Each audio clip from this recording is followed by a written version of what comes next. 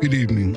This is Michael Blaze, and you're viewing and listening to Echoes of Blackness. Echoes of Blackness was created in order to give an opportunity to the many positive people in the Black movement from the 60s to now, and even earlier than that, an opportunity to express themselves. So tonight, we are very honored in the studio to have Robert Lee Johnson, a fantastic author. We're going to discuss both of his books, his current book and his book soon to come. He was the co-chairman of the project committee? He was the chairman at one time of the project committee of CAM, the co-chairman of the Compton branch of the Black Panthers, something we'll touch upon a little later on, and a founding member of the Coalition Against Police Abuse. So it's going to be an exciting hour. We look forward to a lot of education. This is sort of a historical piece by nature of who he is and what he believes in. So, Robert, start us off by telling us the name of your current book and publication and the Arcadia connection and so on. Okay, my current book is published by Arcadia Publishers. It is called Images of America-Compton. And what we've done with this, with that project is we've taken antique photographs and we use those photographs in an effort to tell the story, the true history of the city of Compton, which of course has been, set to myth and a lot of misunderstanding because people just don't, a lot of people just don't know the history of California, let alone of Southern California and how these cities grew, where they came from. You know, what is the actual history? I take it all the way back from the Dominguez land grant up to the 1970s. The land grant was in the late 1800s. So what we're looking at is when, the city of Los Angeles was actually founded in 1781. And what happened was the Spanish crown wanted the conquistadors, the explorers of that time, to actually settle the area. Spain was looking at encroachment on California from the British and the Russians. You know, if you go up north, you go to Northern California, you see Russian River. That's because the Russians were up there fur trapping and everything. Mm-hmm. And there were a lot of countries who were kind of envious. You know, they wanted to have California as a possession. Mm-hmm. And this was before the gold rush and everything. It was just the location, the weather, and very fertile land. Mm-hmm. Now, when you say very fertile land, I thought we were in a desert. Well, Southern California, we're semi-arid. Mm-hmm. Now, the great thing about the city of Compton is that the original settlers who came in about 1867, they had been 49ers. They called them failed 49ers. They didn't get rich on gold or anything, but they were essentially farmers from the Midwest. So what they decided to do was, and you got to remember, this was a Methodist agricultural collective. Okay, it was their church, but they were a bunch of farmers. They bought the land, which had been sold at auction, and I have to get into that because this is part of a whole scheme to basically get the land from the Californios and put it into the hands of the Americans after the American conquest. So in 1867, there's a piece of the Dominguez land grant that had gone up for auction. And it was called the Gibson Temple tract because those were the investors who bought that. They bought the land from Gibson and Temple and basically sight unseen came down from Stockton because they had been living in Stockton. And, crazy as it was, they came in December of 1867. It was raining cats and dogs. They had bought this land and they set up some, lean-to some very rudimentary structures. Well, it starts raining and everything floods. Okay, we just got through talking about it was a desert. Well, their problem was everything flooded. So they actually had to fight. This was about 30 families, including G.D. Compton, Morton, and other people. They fell back to an area that's now Central Avenue and Alondra, because it sits on high ground. And a lot of the people were willing to give up. They were just, you know what, they were about to mutiny. So what ends up happening Give me my money back, huh? Exactly. And these people had, and you're right, they have bought, some of them bought 40-acre lots, some of them bought 80-acre lots. Mm-hmm. And they said all this stuff is underwater. So, and you have to think about those times. There's no general store. Okay, closest general store is downtown Los Angeles, which is a day's ride. Mm-hmm. Okay, the other one would be in Wilmington, which is another day's ride. So they're really not happening with GD Compton. Matter of fact, I'm sure they played with those initials a little bit. So, but he convinced them to stay, mm-hmm. and the waters receded. They planted their crops. And in their very first harvest, most of those farmers were able to pay off because were able to pay off their mortgages because the harvest was so abundant. Mm-hmm. Turns out that, and a lot of people forget this, the Southeast County, all these cities, Compton, Linwood, Maywood, everything right down the Los Angeles River, it's on a delta. For eons, the Los Angeles River, what we call the Los Angeles River now, would overflow its banks and put, topsoil, silt. So it made that area very, very fertile. You talk to anyone who grew up in Compton today, and they will tell you about the fruit trees in their backyards.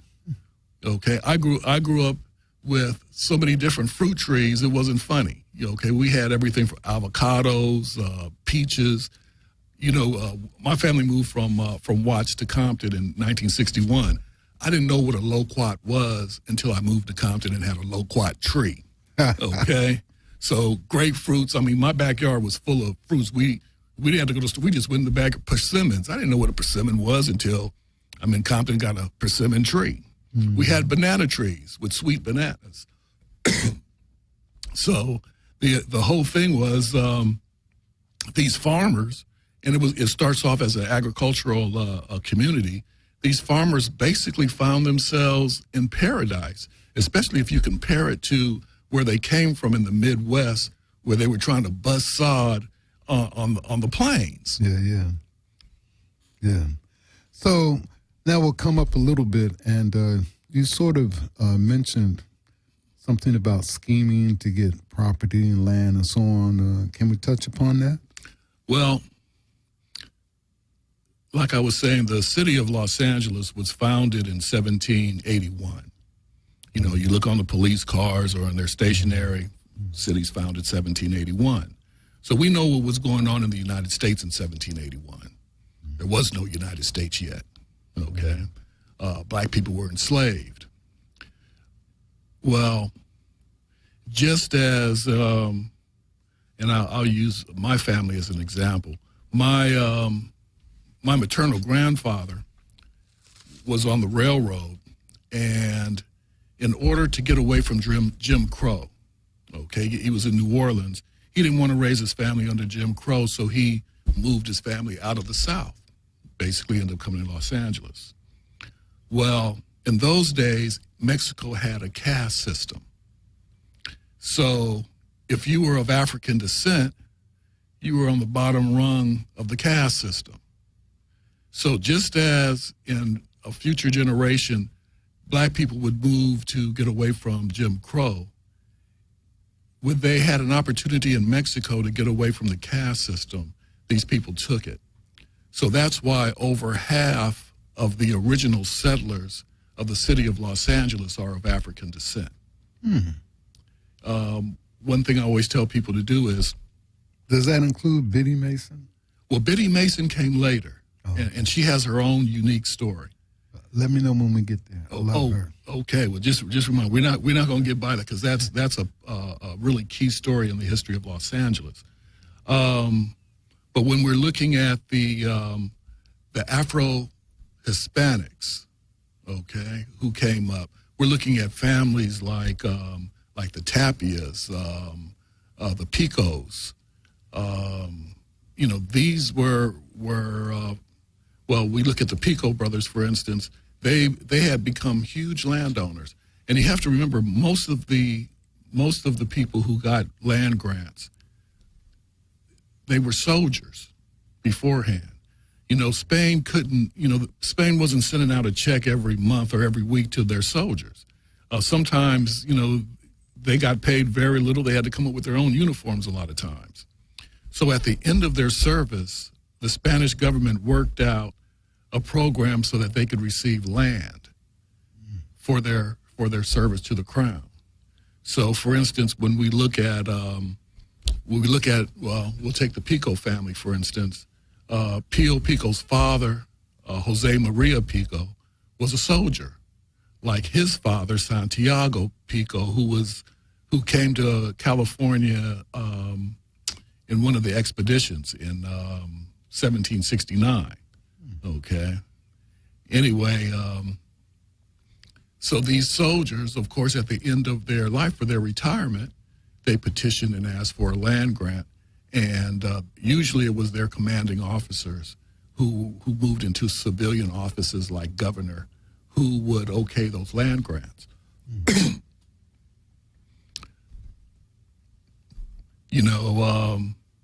We drive up and down Pico Boulevard, and most of us never realize that Pico Boulevard is named after a black man.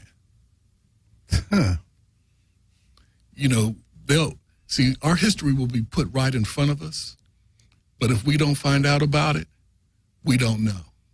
We'll have no idea. The Pico brothers were Pio and Andreas Pico. They were some of the largest landowners in California. Okay, They owned most of the San Fernando Valley.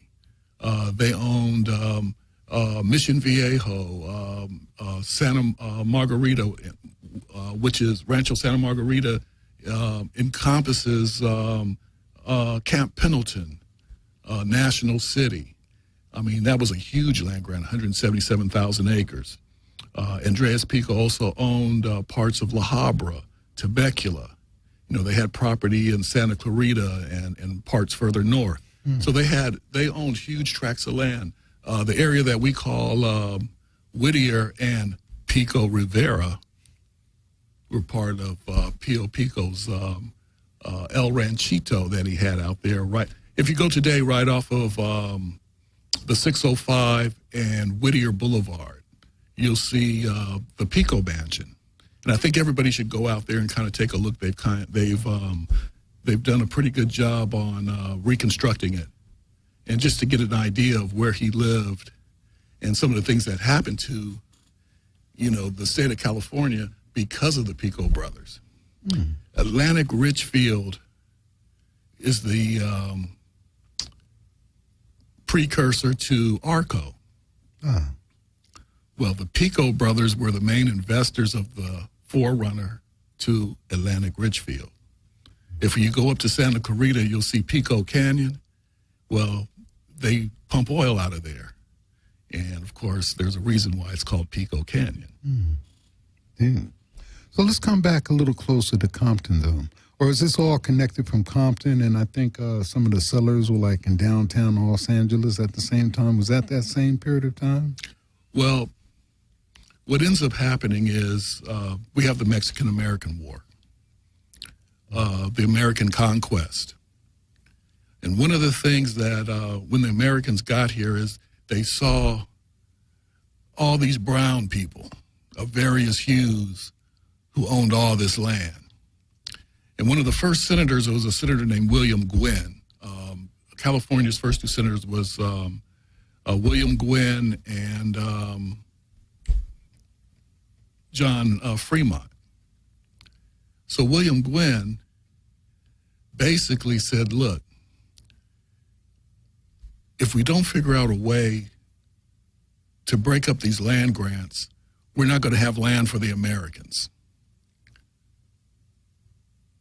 So he was deliberately trying to figure out a way to circumvent the Treaty of Cahuenga. That treaty ended hostilities in California. It was signed by the last military leader Mexican military leader in California, which was Andreas Pico. This was during the time when his brother, Pio Pico, was governor. So Andreas signs this peace treaty with Fremont, and the peace treaty essentially says that the people can keep their land and keep their language. Well, by 1850, that's a stumbling block, because now you have you have the 49ers, the gold rush, and everything, and so the people who didn't make their money doing the gold rush, well, they were basically farmers, and they were looking for land. Usually, an American plot of land wasn't any more than 100 acres. And they're seeing people with 177,000 acres or 144 acres over here. So they were saying, it's like one family, we need to break this up. So they came up with the United States Land Commission. So they said, yeah, your treaty says you can keep the land, but what we want you to do is prove you own the land. Okay? So in order to prove that you own the land, it took lawyers, surveyors. Breaking. Yes. They kept people in court. You litigated. Now, there was another way also. In California, before the Americans came, you paid your taxes at harvest time. Okay? When the Americans get it, the same way we pay taxes now in the springtime. Well, if you're a farmer, okay, you're land rich, but you're cash poor. So these large landowners had to go to money lenders. And keep in mind, most of these people did not know the language or the laws of the United States. They had been basically just a couple of years before in another country. And they were the landed gentry. And now they're looked down on as to quote Kit Carson, niggers and greasers.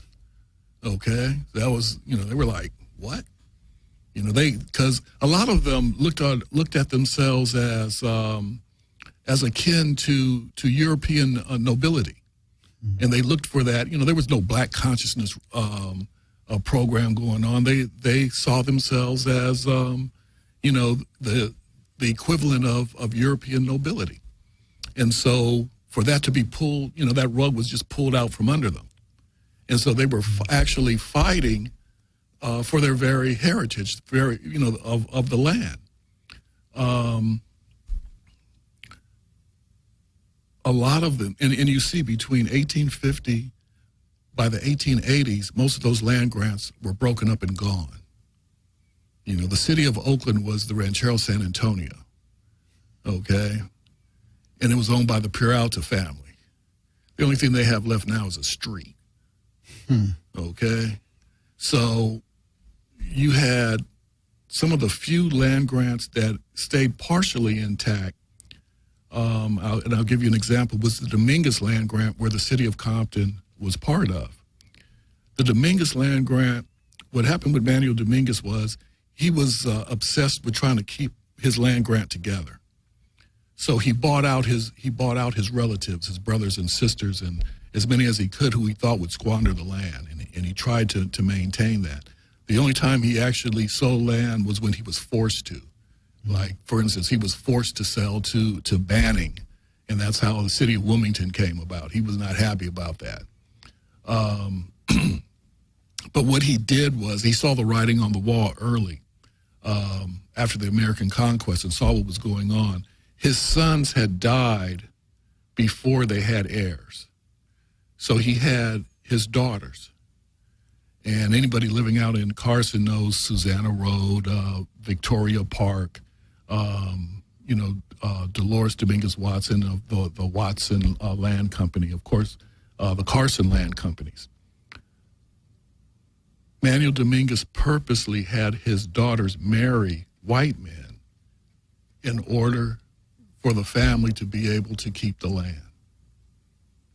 And that's why that's one of the land grants. I mean, even today, their descendants still control a lot of land. Matter of fact, I was doing some research, and in the 20s, they discovered oil on the land.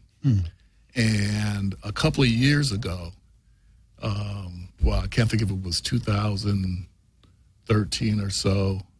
No, I take that back. I look back on it was actually 2003. It was a little while back. The family received over $53 million in royalty from the oil that was pumped out of that land. So, they're still making money on that. You still see the Carson Land Company, the Watson Land Company, and they're still doing business based on that land grant from all those years ago. Let me just chime in for a moment and remind people that this is Echoes of Blackness that you're listening to, and our special guest, as you can tell, local historian also, Robert Lee Johnson, and we're discussing, what are we discussing? I guess some of the history of Southern California. All right, and we went to the history of Southern California. Now, his book talks about Compton, but it's all linked together because of certain conspiracies and things that happen with like water or land, or, how did that all come together? Well, Compton, as we were describing the Dominguez land grant, the northeast portion of the Dominguez land grant was given to Manuel Dominguez's favorite niece. And I always hear two stories. One, that Manuel Dominguez owned that land and gave it to his favorite niece. And then another story I heard was that actually her mother owned that land. She was a sister of Manuel, and she gave the land to her daughter as a wedding present. She married a Ferrer. Anyway, this happened in the 1850s. She took out a loan, and by 1866, I believe she took out a loan for about $1,000. This was 4,600 acres. By 1866, she loses the land to foreclosure, and the investors, two investors, Gibson and Temple, buy the land at auction. Okay, it's a sheriff's sale. And they buy the land, and then the land is sold. The investors sell the land to an agricultural collective that was headed by Griffith Dickerson Compton. He's representing about 30 families. They come down from Stockton, and I described what happened. They came in December, kind of the wrong time. But Compton, the land is extremely fertile. So they're loving it. Compton, up into the 20s and 30s, Compton, when they would have the Los Angeles County Fair, the farmers from Compton won the best livestock, the best produce. They were always number one, number two, simply because of how fertile the area is. Mm-hmm. As the city of Compton develops, it becomes a city in 1888. It's incorporated. One of the first things they do is they build schools and they build a church right on Compton Boulevard and Willowbrook, where the post office sits today, set the original Methodist church that the original colonists built. And your book has many images of these things you're speaking about? Yes, it does. From way back then? Yes, it does. It has that first church, and I believe the first reverend there was Reverend McCool.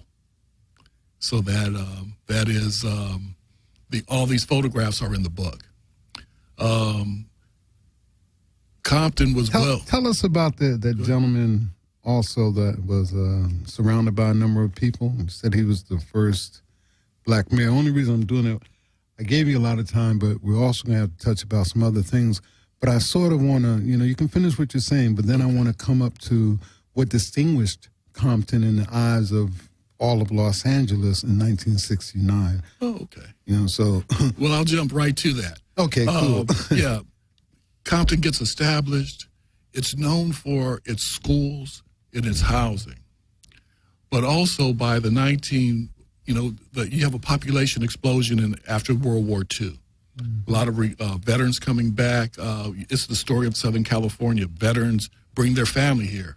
Mm-hmm. Some of the soldiers had been coming through, going to the Pacific. They like the weather. They come back. One of them included George Bush, who actually lived in Compton in 1949 and 1950. He lived on Santa Fe Boulevard. I got a picture in the book of little Georgie with his cowboy hat and his pistol. So there's a picture in there. But just like name your book one more time. Images of America, Compton. And where can people get it? You can get it at Barnes & Nobles. You can get it on Amazon. And, of course, if you're local here in Los Angeles, go to Esselwan bookstores, please. All right, so back to the municipality. So here you have this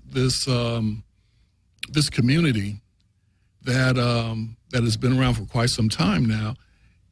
After World War II, you have an influx of people. You have more building. The farms are starting to go away, light manufacturing, and it becomes a bedroom community. Mm-hmm. And just like most of the bedroom communities in Southern California, they had racially restrictive covenants. Compton, like Inglewood and Southgate and some of the other surrounding cities, like Linwood, were radically white. I like to call them angrily white people. They were not interested in having any black people living there. Mm-hmm. So I don't know if you're familiar, but in the 50s, there was a white teenage gang called the Spook Hunters.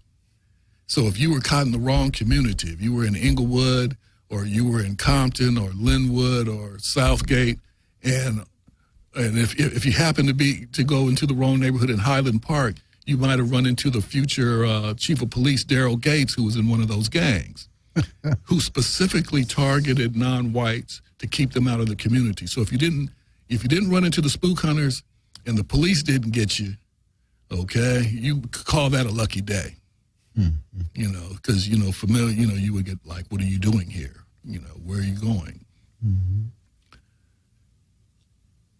But the thing about Compton is that Compton sits at Rosecrans and Central Avenue. The black community in Los Angeles has historic roots that originally started at 5th and Central. Over the years, it starts moving south. So you're at 12th and Central. By, soon in the 20s, you're at 41st and Central, Dunbar Hotel area, things like that. You go down a little further, by the 1950s, you're at 103rd and Central. And a lot of these were red car stops, okay? What is that? The red car. The red car. You used to be able to hop on there, for a nickel. You could go all over Southern California. Somebody told me the only place you could be buried was way over there near Whittier, and you had to take that, the burial ride on that car. Yeah, which actually, I thought was deep. Yeah, actually, that was in Santa Fe Springs, right off of Florence. Mm-hmm. That cemetery is there where they would bury black people. You're Isn't right. that deep? Yeah. So as the black community is moving down Central Avenue, it's only a matter of time before you're at Central and Rosecrans. Mm-hmm. Now, in Compton, these were basically World War II veterans, people who were buying their homes and raising their family, and they looked on the black community coming towards their community as a threat. And keep in mind also, I don't know if you know the theology of the Mormon church, but Compton was a heavily Mormon community. Mm. Okay, and in those days, this is before 1977, 78, when I guess God changed his mind in their point of view and said, yes, black people do have souls. Because before that, we didn't have souls. We were like cats and dogs, according to Mormon theology. Mm-hmm. So they were not very interested in having us as neighbors. Matter of fact, Compton had set up a Keep the Negroes North of 130th. There was a whole campaign for that. But you also had black people who had gone to World War II, and they fought just like everyone else, even though they were in segregated units. Mm-hmm. And they were not interested in coming home to the same old stuff. And when we look at some of the pioneers of the civil rights movement of that era, because the civil rights movement did not start in the 50s. Mm-hmm. This is something that had been going on before Frederick Douglass, Denmark Vesey. There was always a movement for freedom. Yeah. Okay, but built on that movement, it was re-energized after World War II. You know, it's like, wait a minute, we're fighting fascism over here in Europe. Okay, we're freeing Jewish people from these prison camps, but now we're coming home to lynching, forced sterilization, and police brutality. We're not having it, and that change of attitude really re-energized that whole movement. You also had people, again, coming back from, like my father, coming back from Korea, you know, where they were finally just starting to integrate the troops. They were starting to end the segregated troops. My father actually fought in a segregated unit in Korea. But so these people were very racially aware. And one of the things that we saw was that as people tried to get into positions of power politically, running for office, it was with most of the time it was with the idea of bettering the community, of doing something to further the rights of the black people in the community. So as we get into Compton, they run into a wall of racism. There was an incident with the Jackson family who moves into a Compton neighborhood and they're met by a mob. Well, Mr. Jackson comes out with a shotgun and his 245s and explains to them why it's not wise for them to be on his lawn. And they backed off. He could not count on the police to help him. He had to practice self-defense. Eventually, the west side of Compton starts to become, well, actually becomes all black by a certain time. And one of the things that happened was, are you familiar with the term blockbusting? No. Okay. Blockbusting is a real estate term, and it was used in Compton. I think, like I was telling you, my family came from, we moved from Watts to Compton in 1961, as a lot of other people did. This was a time when black people could own their homes, and a lot of people were no longer interested in renting. They wanted to own something, and they were able to do that in Compton. Realtors went to white people who were living in Compton and basically said, look, you need to list your home with me right now because the Negroes are coming, and 6 months from now, you're going to still want to move, but you're not going to be able to get the price for your house that you can get today. And so, of course, the people were frightened. Oh, the Negroes are coming. I've only seen one of two of them on television. So, but I don't want them as neighbors. So they used fear. They took that same listing and would go to the black community and say, I have a willing seller. And you have to remember, this is right after restrictive covenants were ruled unenforceable. So this was new. So what happens in Compton, especially in the early 60s, because you already had some black people who had moved in the 50s, here and there. But by the early 60s, almost overnight, whole neighborhoods that were majority white became majority black. When my family moved in, we moved to our house on Cedar Street in October 1961.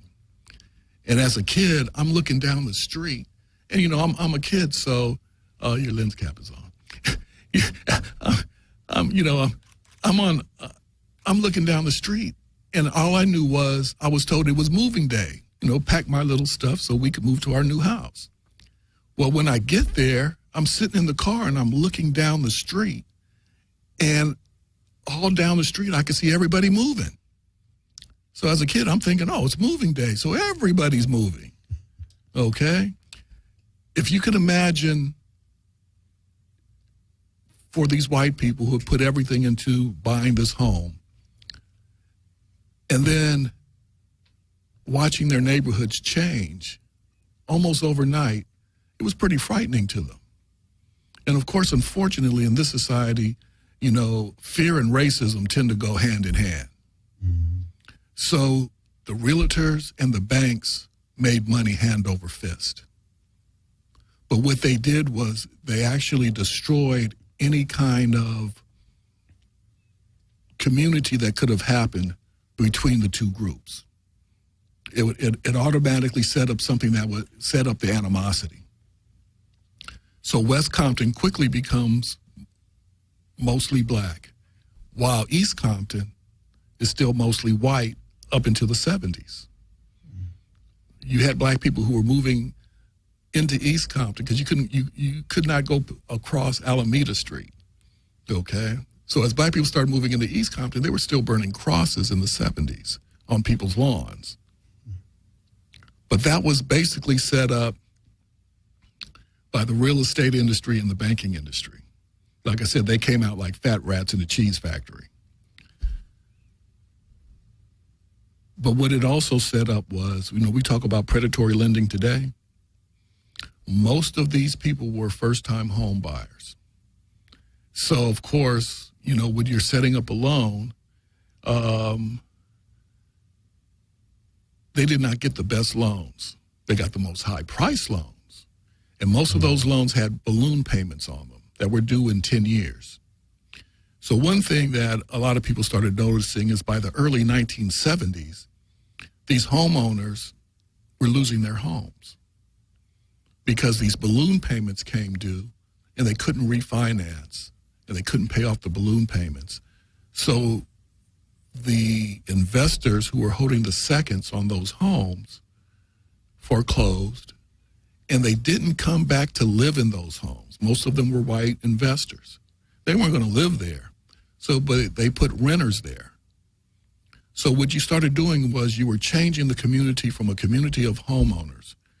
Okay, it starts off as black middle-class homeowners, and now you're bringing in renters. You're changing the complexion of the community economically, not just in skin tone. Okay, so by the 70s, you also have another phenomenon. White flight. Okay, we all know about the '65 rebellion, which made a really white panic. It was like, how quickly can I get out of here? Anybody who lived in Compton during that time of the early 60s remembers Park Village, which was a white enclave right in West Compton. It was surplus World War II housing that the tenants basically bought as surplus from the government and formed their own homeowners association, and they basically tried to keep it as white as possible for as long as possible. And there was a big brick fence all the way around it. And if you were black, you were challenged about going in there for quite some time. Matter of fact, when we first moved to Compton, that was the first thing we were told: don't go into Park Village. Anyway, after '65, I said these people were trying to get out of there. It's like that scared the hell out of a lot of people. So what ends up happening is when you look at the small cities like Compton, Linwood, all these cities, most of the merchants live in the city. So when you had white flight, those businessmen who had those businesses on Compton Boulevard or in the area, when they left, they took those businesses with them. So again, anyone remembering downtown Compton in the late 70s, early 80s, downtown Compton was virtually a ghost town. So you lose your homeowner base, you lose your tax base. Compton did not have a huge manufacturing base. Okay, that was something that the city fathers early on had said, we want to be a bedroom community. But once Compton has a black administration, and we'll talk about Mayor Dollarhide being elected the first black mayor of Compton. He was actually the first black mayor of a major municipality west of the Mississippi. And I always equate Compton to Haiti. Okay, Haiti was the jewel of the French Empire. Okay, it was the richest colony that the French had. But when those Africans jumped up and said, we're not going to be slaves no more, and ran the French out to Toussaint Louverture, and you say, okay, we're running the French out, and they fought off the British and scared the hell out of the American slave owners, they were going to punish Haiti. And Haiti's been being punished ever since. Haiti had to pay reparations. I know for a fact they paid reparations through from 1802, 1804 through World War II. And I wouldn't be surprised if they're not paying something now. You know, we have to, you know, we look at after this earthquake, and how many years ago was that? And the people are still living in tents. You know, there's something twisted going on. Always has been. Haiti has been stigmatized because they threw off the slave owners.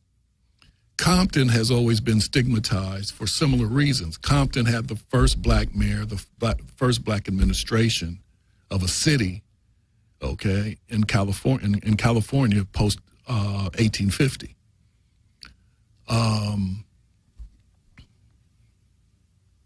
When Mayor Dollarhide won the election, if you look at some of the headlines, one of the headlines, you know, they weren't saying congratulations, Douglas Dollarhide, for being mayor.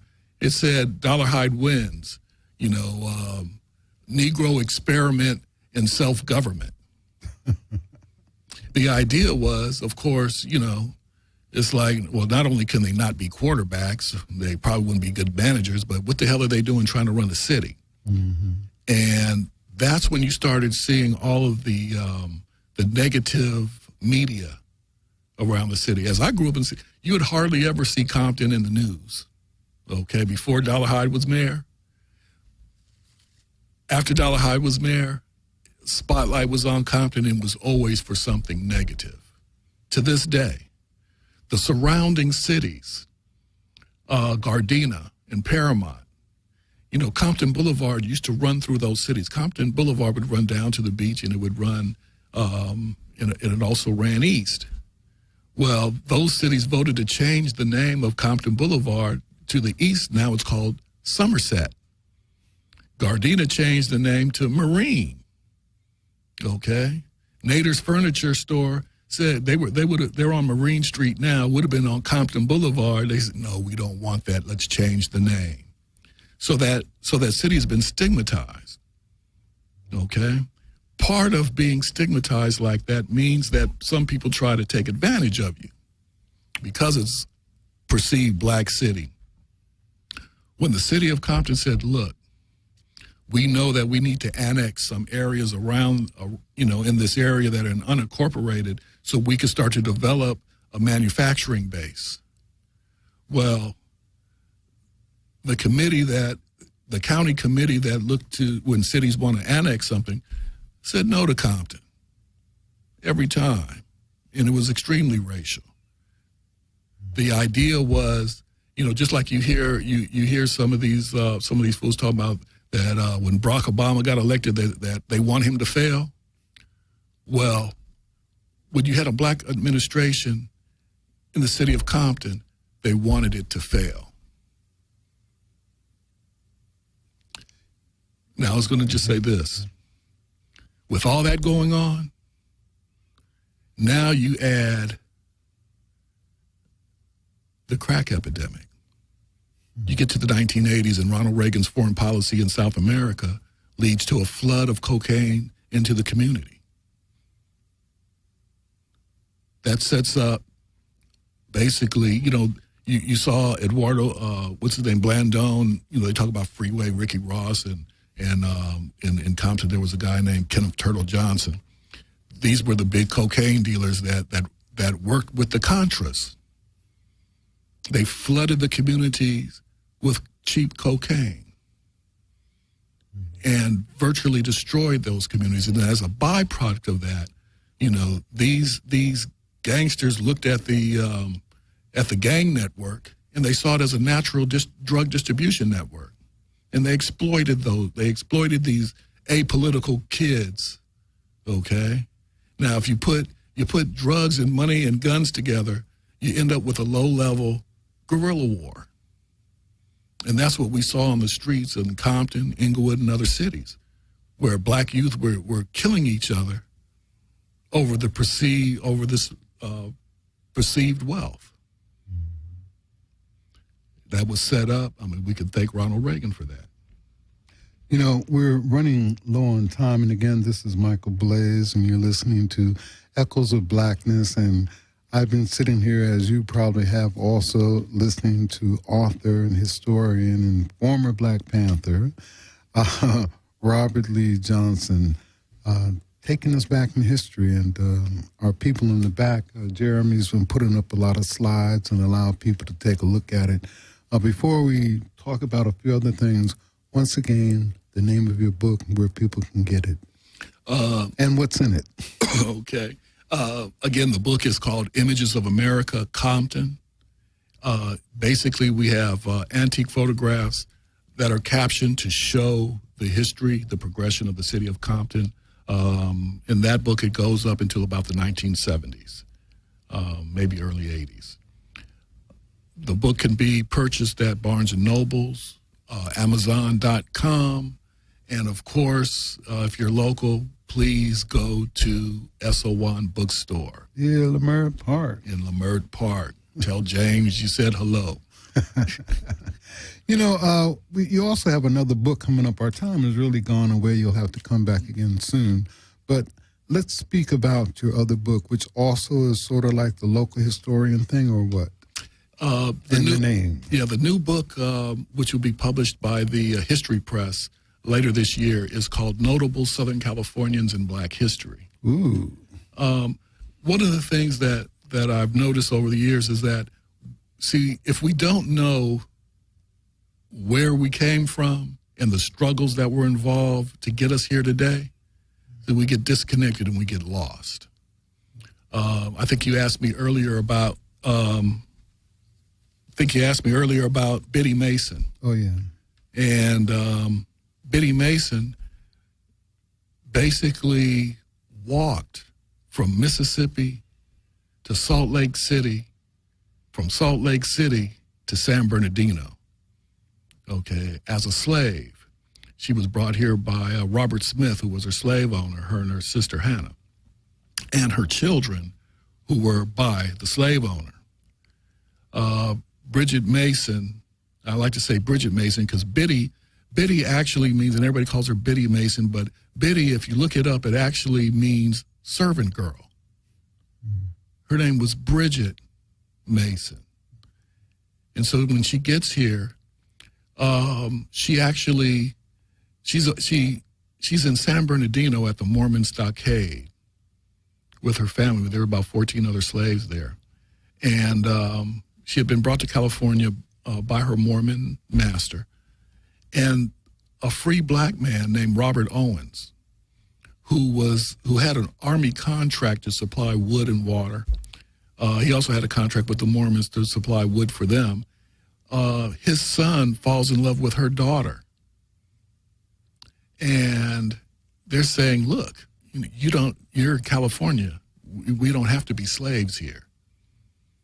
So as soon as the master finds out about that, what he decides to do, he says, well, look, I'm shortening the story, but he's saying, look, you could be just as free in Texas. Okay, and this is in the early 1850s, just before Dred Scott. Because if it had happened after Dred Scott, she would have still been a slave. Because what ends up happening, the slave owner takes them to a Mormon camp up in the Santa Monica Mountains to hide them out until Hannah, Bridget's sister, who was pregnant by him, wasn't able to travel. So they were waiting for her to have her baby before they moved to Texas. So he hides them in a Mormon camp up in the Santa Monica Mountains. Robert Owens, who had, now it's Owens Canyon, they used to call it Nigger Canyon, okay, up in the San Gabriel Mountains. And that's where he would get his wood and everything that he sold to everybody. And he also bought land. He was a landowner. Anyway, so since he was influential, he was able to talk to the sheriff, and he formed a posse of his own vaqueros, okay, black and brown cowboys that he had working for him and his son. And they went to go find his son's woman. So they rode up to the camp in Santa Monica and basically rescued them. The sheriff put everybody under arrest in protective custody, and they went to court in Santa Monica. Judge Benjamin Hayes, who had been an abolitionist in Massachusetts, happened to be on the bench. And since there was a law, you remember we were talking about William Gwynn, the senator? Oh, yes. Okay, well, one of the first things William Gwynn put forth as a law was that black people could not testify against a white person in court. Makes that real handy when you're grabbing people's land. Okay, so this is, again, before Dred. That's a hell of a law, but go ahead. Oh, yeah. Believe me, there are a few other ones. Anyway, so Bridget Mason could not testify against her slave owner in open court, but she was able to be brought into the judge's chambers, and he asked her some questions. Well, after the judge asked her master a few questions, he was trying to say, well, they're not my slaves, they're my traveling companions. Mm-hmm. And, of course, that didn't fly very well. So what ends up happening is there's another court date set, and Robert Smith, the slave owner, doesn't show up. He's loses by default. Mm-hmm. Bridget Mason ends up working for a doctor, and because one of the things that she happened to be, even though at the time she was illiterate, but she was well versed in herbology. She ends up working as a nurse. She becomes famous during the smallpox epidemic because she's the only one who would go into the county prisons and help the people who were suffering. She also saved up her money and bought parcels in what we know now as downtown Los Angeles, and was able to make a relative fortune during that time. She was well known for her generous attitude. Matter of fact, during one of the floods, she set up accounts for people who were destitute, and she paid for it. She set it up at a local grocery and just basically said, people who need food, get it for them, I'll pay for it. So she was also one of the founders of First AME Church. Reverend Cecil Mary. That's right. She was one of the founders. That church was actually founded in her living room. Now, in my new book, I also have John Ballard, who was also a founder of First of Fame Church. He's in there. He had 160 acres right above Malibu. It was a place they used to call Niggerhead Mountain. Now it's called Ballard Mountain. I have Nathan Harrison, who lived on Mount Palomar, and he lived right by, now it's called Nathan Harrison Grade. It used to be called Nigger Nate Grade. See, one way, if you want to find out where black people were in earlier times, look to see what they called the place. In Carson, where they're talking about putting a stadium today, it used to be called Nigger Sloosh, because they had black farmers that were in that area.